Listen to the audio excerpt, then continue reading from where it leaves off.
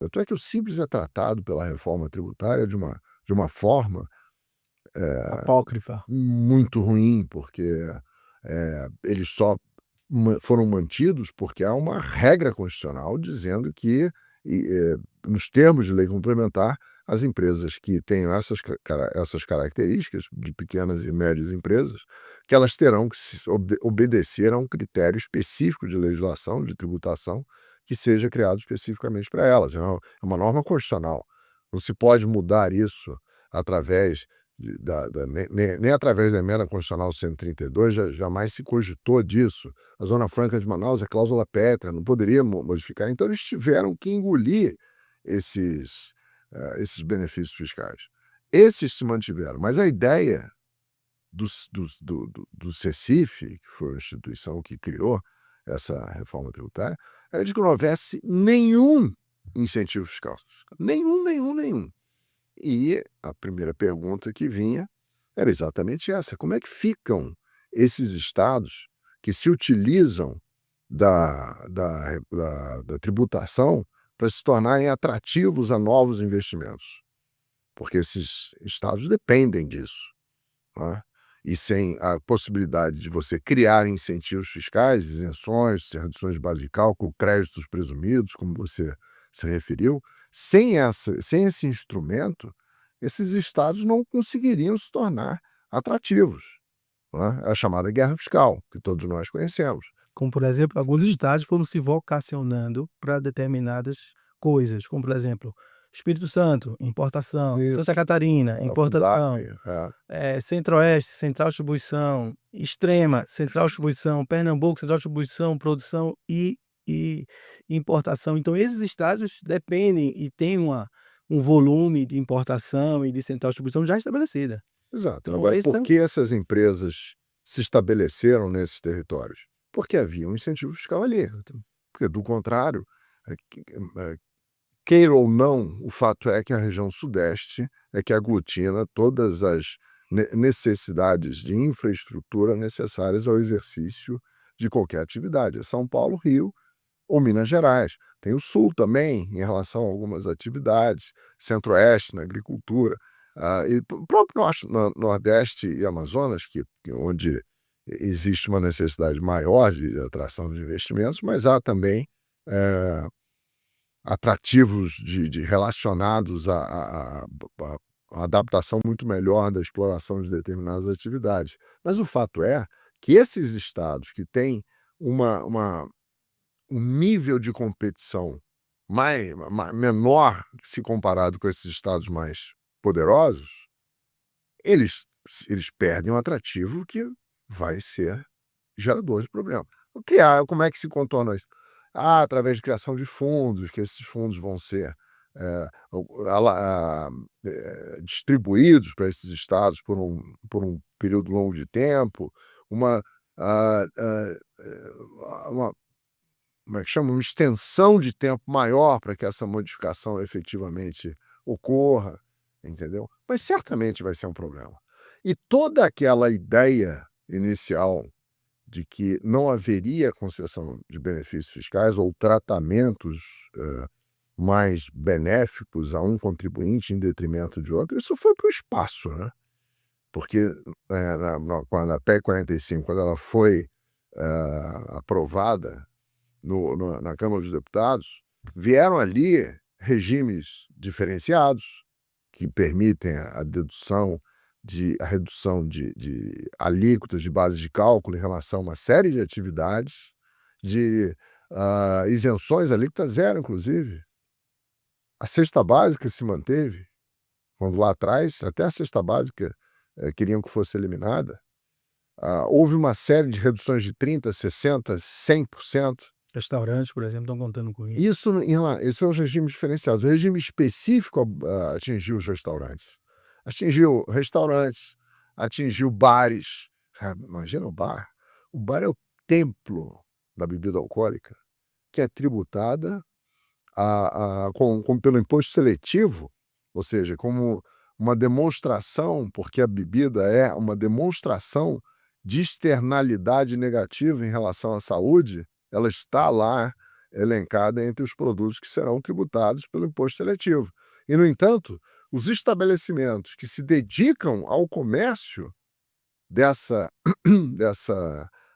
produto, eles estão sujeitos a um regime especial. Parques aquáticos, parques de diversão, sujeitos a isso, bancos, imóveis, enfim, todos ali foram elegíveis a um regime específico. Você tem regime diferenciado e o regime específico. Tem uma diferença entre essa classificação. Você ainda tem uma terceira classificação, que são os regimes favorecidos. Os regimes favorecidos são Zona Franca de Manaus, as pequenas e médias empresas, os simples e tal. Isso é protegido pela Constituição. Mas você tem os favorecidos e os específicos.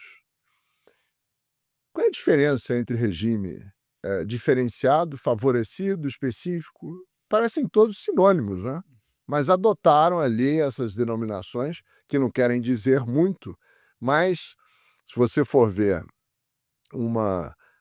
na exposição de motivos ou no relatório do Eduardo Braga, senador, se você for lá olhar o relatório dele, ele define bem qual é a diferença entre o regime diferenciado e o regime específico. O regime diferenciado é aquele que efetivamente concede uma diminuição de alíquotas ou de carga tributária, porque é uma redução de 30%, 60%, 100%, isenções, créditos presumidos e tudo mais.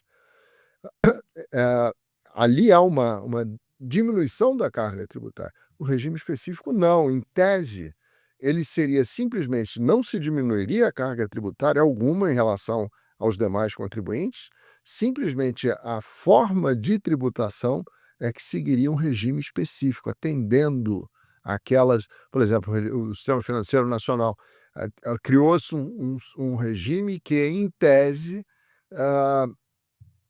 trataria esse setor de uma forma que fosse adaptada às suas características. Ora, todo mundo tem isso. As sociedades profissionais também têm isso. Elas têm uma característica que lhe é própria. Por que não foi concedido um regime específico de tributação para ela? Quais são os créditos que nós temos para bater de débitos? Ou seja, para nós, sociedades profissionais, a carga tributária é na veia. São 30% na veia, porque a gente não tem crédito. Quais são os créditos que a gente tem? De imóveis que a gente compra, de computadores, do aluguel que paga, entendeu? Então você não tem crédito. Por que as sociedades profissionais não foram objeto de um regime específico? Nós até fomos lá, pedimos fortemente, passamos por todas as comissões, todos os parlamentares e tudo mais, eles não nos deram um regime específico, que era o que nós queríamos. Nós queríamos um regime específico que mantivesse a tributação do jeito que é hoje, como aconteceu com os bancos.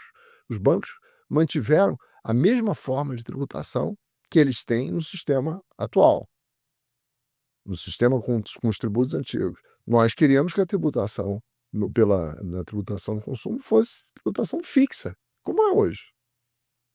Como diria o nosso amigo em comum também, Carlos Garcia na Praça, que o nosso principal ativo ou insumo, todo dia pega o elevador e desce e vai embora para casa, né? Então, por exemplo, a folha de pagamento não é passível de crédito para uma sociedade de consultoria, de advogados, né? Não. De auditores, né? Que é o principal insumo é a folha, né? Isso. Um dos pontos que a gente também gostaria de tocar é que aqui no Sudeste, especificamente, tem um fenômeno de você ter operações que gerem recorrentemente saldo credor de ICMS.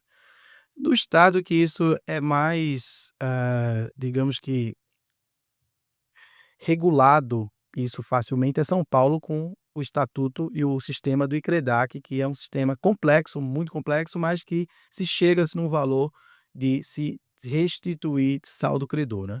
Então hoje, qual o problema que a gente tem? A gente já tem uma fila enorme de anos nesse ICREDAC que o Estado tem a dificuldade de devolver ou de monetizar esse saldo credor do ICMS, e isso é uma bola de neve que as empresas continuam gerando esse saldo credor e não receberam ainda nem os saldos já homologados e aprovados pelo fisco. Evidentemente, isso vai chegar ao ponto da virada que o ICMS vai subexistir para o IBS eclodir, e esses saldos credores não vão estar no caixa do contribuinte. Então, Como é que você visualiza esse futuro, se a judicialização, a partir desse momento, vai ser enorme, porque as empresas vão ter que perder esse lastro, né, desse sistema de ICMS e vai ter que levar esse sistema, esses saldos credores para a nova, obrigação acessória, o registro que se estabeleça, que hoje é a EFD-ICMS, que está lá com o campo do IBS lá meio que, num quarto escuro, mas essa transposição de saldo credor também preocupa muitas empresas multinacionais, alguns até que estão mandando perguntas aqui para Sim, esses créditos, os créditos que